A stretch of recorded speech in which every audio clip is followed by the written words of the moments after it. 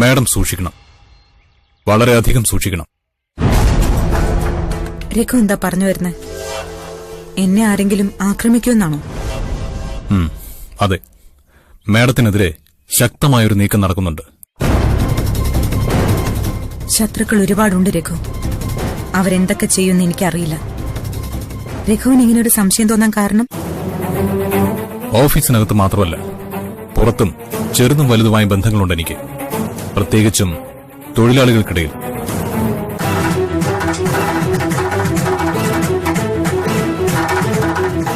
അവർക്കറിയാം ഇവിടുത്തെ ചേരികളിൽ നടക്കുന്ന കൊട്ടേഷനുകൾ. അങ്ങനെ ഒരു നീക്കം മേഡത്തിനെതിരെ നടക്കുന്നുണ്ട്. സൂക്ഷിക്കണം. പേടിച്ചോടിയാൽ ഓടിക്കൊണ്ടേയിരിക്കണം രഘു. അല്ലെങ്കിലും മരണം മുന്നിൽ കണ്ടുകൊണ്ട് തന്നെയാ. അല്ലേ?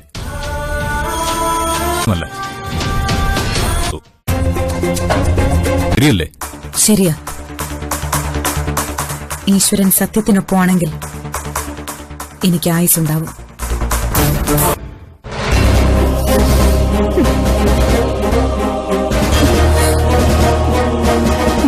ഇതിനേക്കാളും ചങ്കുറപ്പും ഗുണ്ടായുസും ഉള്ള ഒരാളുടെ ഭാര്യയായിരുന്നു ഞാൻ. ആ മനുഷ്യനെ ഈശ്വരന്റെ സ്ഥാനത്ത് ആരാധിച്ചിട്ടുണ്ട് ഞാൻ. കാരണം ഇതേപോലെയുള്ള പരാക്രമം സ്ത്രീകളോട് കാണിച്ചിട്ടില്ല അദ്ദേഹം. അത് പറഞ്ഞാൽ തീരില്ലടാ. നിന്നെ പോലെയല്ല, എന്റെ ഇന്ദ്രേട്ടൻ ഒരാളായിരുന്നു. നാണം കെട്ടവനെ. ഒരു പെണ്ണിനെ തട്ടിക്കൊണ്ടുവന്നിട്ട് ആണത്തം കാണിക്കുന്നു. അങ്ങനെ ഒരു തവണ നീ എന്നെ തൊടാൻ ശ്രമിച്ച എന്റെ ആണും പെണ്ണും കെട്ട നിന്റെ മുഖത്ത് തുപ്പാൻ എനിക്ക് കൈയുടെ സഹായം ആവശ്യമില്ല. ഓ, അപ്പൊ പിന്നെ തമ്പിയണ, വാ, ഒരു കാര്യം ചെയ്യും, ഇവളുടെ വായങ്ങ് മൂടിക്കട്ടെ. ശരി, ചേലക്കാതിരിക്കട്ടെ. മിണ്ടാതിരിക്കാൻ ഇരിക്കട്ടെ അവിടെ. മിണ്ടാതിരിക്കടി.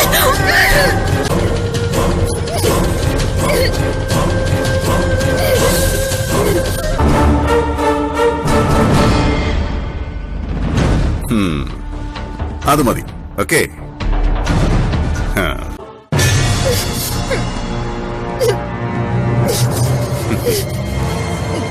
ഇന്നുവരെ ഇത്തരമൊരു കൊട്ടേഷൻ ഞാൻ ചെയ്തിട്ടില്ല.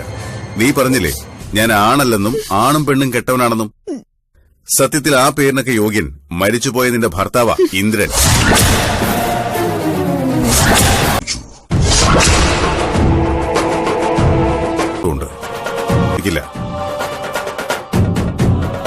ധർമ്മ കാര്യം പറഞ്ഞു കൊടുക്ക്. കൊടുക്കാം. മരിക്കും മുമ്പ് ഇവളെല്ലാം അറിയണം. അത് പറയും. അതിനു മുമ്പ് നീ ഒരു കാര്യം അറിയണം.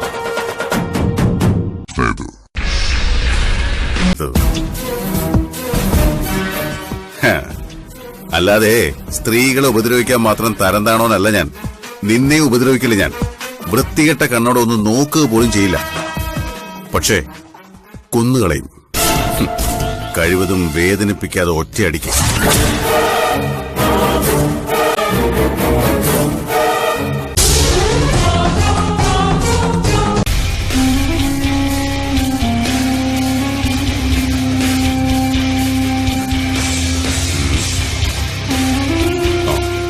തമ്പീണ, ഇവിടുന്ന് നമുക്ക് കടലിനരികെയുള്ള ഗോഡൌണിലേക്ക് പോകണം. രാത്രിയായി പിന്നെ താമസിക്കരുത്. ഇപ്പോഴും ധർമ്മൻ എന്താ ചെയ്യാൻ പോകുന്നെന്ന് പറഞ്ഞില്ല. കാണാൻ പോകുന്ന പൂരം കെട്ടിക്കാണിക്കണോ? എന്നാലും പറയാം. ഇവളെ വീപ്പയിലാക്കി മുകളിൽ സിമന്റ് ഇട്ട് കോൺക്രീറ്റ് ചെയ്യും. എന്നിട്ട് ബോട്ടിൽ കൊണ്ടുപോയി ആഴക്കടലിൽ ആഴ്ത്തും. കുറച്ച് ക്രൂരതയല്ലേ? അല്ല തമ്പിയണ്ണ, ഞാൻ അനുഭവിച്ച സങ്കടങ്ങൾ വെച്ച് നോക്കിയാ ഇതൊന്നും ക്രൂരതയല്ല. പക്ഷെ ഞാൻ പറഞ്ഞില്ലേ, ഇവൾക്ക് മരണവേദന ഒരുപാട് സഹിക്കേണ്ടി വരില്ല. എല്ലാം പെട്ടെന്നായിരിക്കും.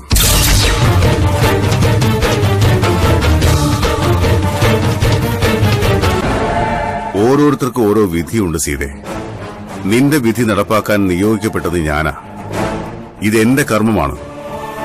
അതിന്റെ കാരണവും കൂടിയേ നിന്നോട് പറയാനുള്ളൂ. എന്റെ ഈ ക്രൂരതയ്ക്ക് കണ്ണീരിന്റെ നനവുണ്ട്. അത് നീ അറിയണം. അറിഞ്ഞില്ലെങ്കിൽ എന്റെ അനിയത്തി കൊച്ചിന്റെ ആത്മാവ് പൊറുക്കില്ല. നീ ഉദ്ദേശിക്കുന്ന പോലെ നല്ലവനല്ല ഈട്ടത്.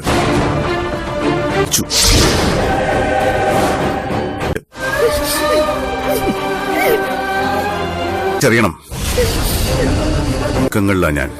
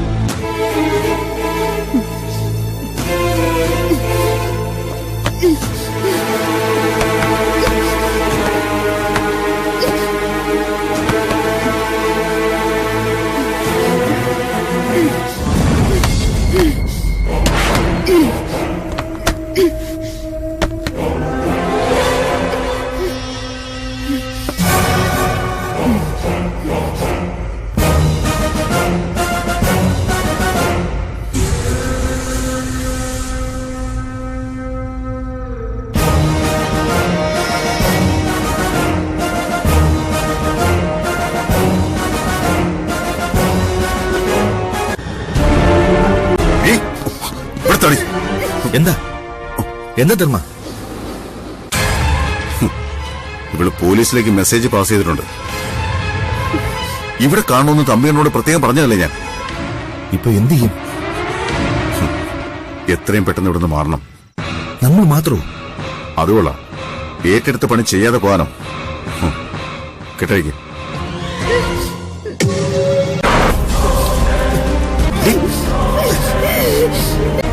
അടങ്ങിയിരിക്കാൻ.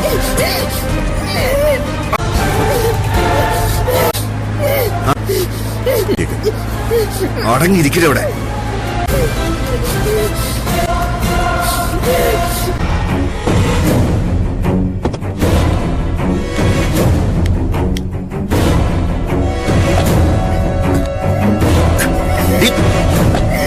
നടക്കടി. ഇവിടെ കയറ്.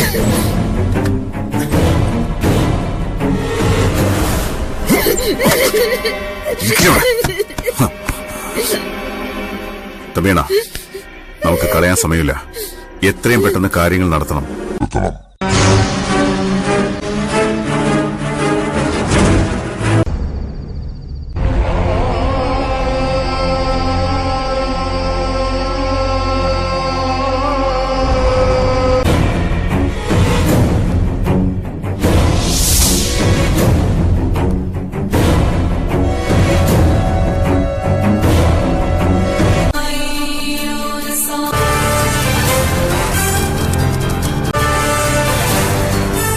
സീതയ്ക്കൊന്ന് കരയാൻ പോലും സമയം തരാതെ പെട്ടെന്ന് തീർത്തു തരാം.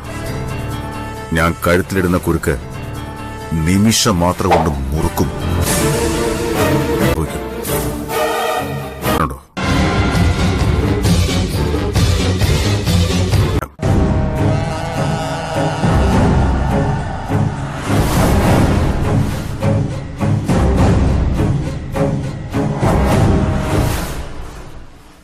പറ, എന്താ സീതയ്ക്ക് പറയാനുള്ളത്?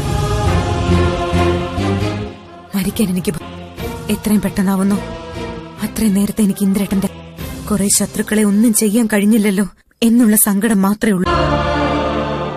എന്നാലും നിന്നെ പോലൊരു മൂന്നാം കിട ഗുണ്ടയോട് മരിക്കും മുൻപേ എനിക്കൊരു കാര്യം പറ.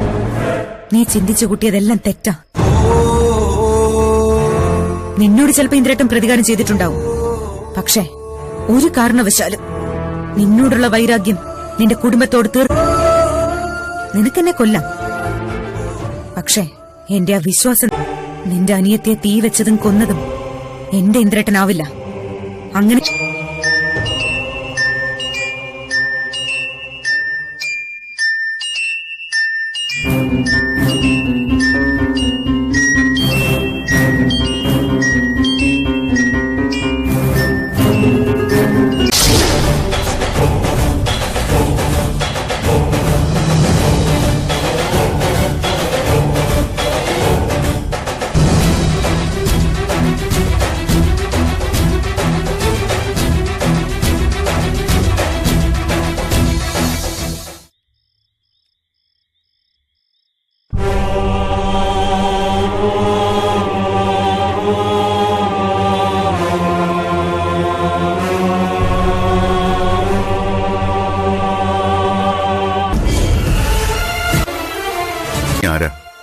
കൊല്ലാൻ നേരത്തെ എന്തിനാ ഇങ്ങനെ ഒരു ചോദ്യം?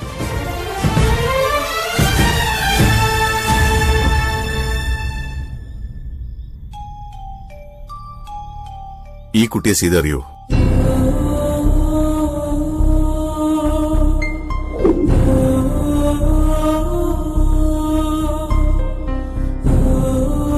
കണ്ടത്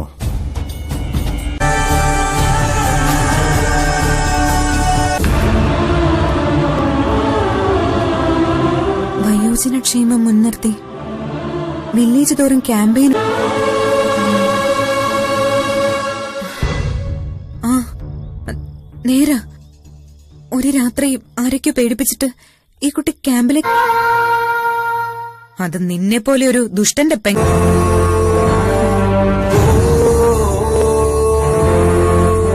ഞാൻ പറഞ്ഞതാ മോളെ, ശരിക്കും അന്വേഷിച്ചിട്ട് എന്തെങ്കിലും ചെയ്യാവൂന്ന്. അന്വേഷിക്കണ്ട. കഴുകന്മാരുടെ കയ്യിൽ നിന്നും ഒരു പാവം പിടിച്ച മോളെ രക്ഷിച്ചതിന് എന്റെ ജീവൻ ഇവൻ പ്രതിഫലം. അങ്ങനെ ഒരു പ്രതിഫലത്തിനല്ല സീത ഇതുവരെ ആരും. എന്നിട്ട് കോൺക്രീറ്റ് ചെയ്ത് വീപ്പയിലാക്കി കൊണ്ടുവന്ന് ഒരു തെളിവ് ഉണ്ടാവില്ലല്ലോ. ക്രിമിനൽ ബുദ്ധിയല്ലേ? ശവം പൊങ്ങില്ലെന്ന് ഇവന് നന്നായിട്ട് അറിയാം. സീത, ഞാൻ ഇതൊന്നും അറിഞ്ഞിരുന്നില്ലല്ലോ. അനിയത്തി വിളിക്കുമ്പോഴല്ലേ. വിളിക്കാൻ ഒരു നിമിഷം താമസം. ഒരു കരച്ചിൽ പോലും പുറത്ത് കേൾപ്പിക്കാതെ നിന്നെ കൊന്നുകളയില്ലായിരുന്നോ? ഈശ്വരനെ മോളെ, ആ കുഞ്ഞിനെ കൊണ്ട് ഇപ്പൊ വിളിപ്പിക്കാൻ തോന്നിയത്. എന്നെ കൊല്ലാൻ നിനക്ക് കൊട്ടേഷൻ തന്നവരൊക്കെ കൂടിയാ എന്റെ ഇന്ദ്രേട്ടനെ കൊന്നത്. അവർക്ക് വേണ്ടി നിനക്ക് മരിക്കാൻ ഭയമില്ലാത്ത എന്നെ അപ്പോഴും തോൽപ്പി. കാരണം ജീവിതത്തിൽ പലപ്പോഴും അവസാനം ശത്രുക്കളുടെ കൈകൊണ്ട് മരിച്ച് ഇന്ദ്രേട്ടൻ എന്നെ തോൽപ്പിച്ചിട്ടാ പോയത്. അതുകൊണ്ട് നിനക്ക് തീരുമാനിക്കാം. ഒരു കടപ്പാടിന്റെ കണിക പോലും വേണ്ട. പക്ഷെ എന്നെ കൊന്നതിന് ശേഷമാണെങ്കിൽ പോലും നീ അന്വേഷിക്കണം. അന്വേഷിച്ച് പാതിരാത്രിയിൽ വീടിന് തീ വെച്ച് നിന്റെ പെങ്ങളെ. അത് ഇന്ദ്രേട്ടന് അങ്ങനൊരു മഹാപാപ. അങ്ങനെ പറഞ്ഞു വിശ്വസിപ്പിച്ചിട്ട് എന്നെ കൊല്ലാൻ ആയുധമെടുത്ത് തരികയല്ലേ ചെയ്തത്. അത് മനസ്സിലാക്കാനുള്ള ബുദ്ധിയെങ്കിലും അത് കണ്ടുപിടിക്കേണ്ട ഉത്തരവാദിത്വം എനിക്കല്ല. ഇന്ദ്രേട്ടനല്ലാന്ന് മാത്രമേ ഞാൻ പറഞ്ഞുള്ളൂ. ഞാൻ അന്വേഷിക്കും സീതേ, കണ്ടുപിടിക്കും. നിന്നോട് ചെയ്ത തെറ്റിന് മാപ്പ് പറയാനെങ്കിലും എനിക്ക് കഴിയണമല്ലോ. എന്നോട് മാപ്പ് പറയൊന്നും വേണ്ട. ഒരു മനുഷ്യനായാ മതി. ഒരു അനിയത്തി കൂടി ബാക്കിയില്ലേ? അതിനെയും കൊലയ്ക്ക് കൊടുക്കാതെ അവൾക്ക് വേണ്ടിയെങ്കിലും ഗുണ്ടയാവാൻ എളുപ്പമാ. പിന്നീട് എത്ര വട്ടം അതിൽ നിന്ന് പിന്തിരിയണോന്ന് തോന്നിയാലും എന്റെ ഇന്ദ്രേട്ടൻ ശ്രമിച്ചതാ അതിന്. ഒരു കത്തിയോ വടിവാളോ നമ്മളെ നിഴല് പോലെ പിന്തുടരുന്നുണ്ടാവും. നല്ലത് മാത്രം പ്രവർത്തിച്ചിട്ടാ എനിക്ക് ചുറ്റും ശത്രുക്കൾ ഉണ്ടായത്. ആ ശത്രുക്കളുടെ ഗുണ്ടയായിട്ട് ധർമ്മൻ ജീവിതം കളയരുത്. അനിയത്തിക്ക് വേണ്ടിയെങ്കിലും ജീവിക്കണം. അല്പം മുൻപ് ധർമ്മന്റെ കൈകൊണ്ടുള്ള മരണത്തിൽ നിന്നും അത്ഭുതകരമായി രക്ഷപ്പെട്ട ഒരു പെണ്ണിൻ വാക്ക് സത്യമാണ്. സത്യം ഈശ്വരനും.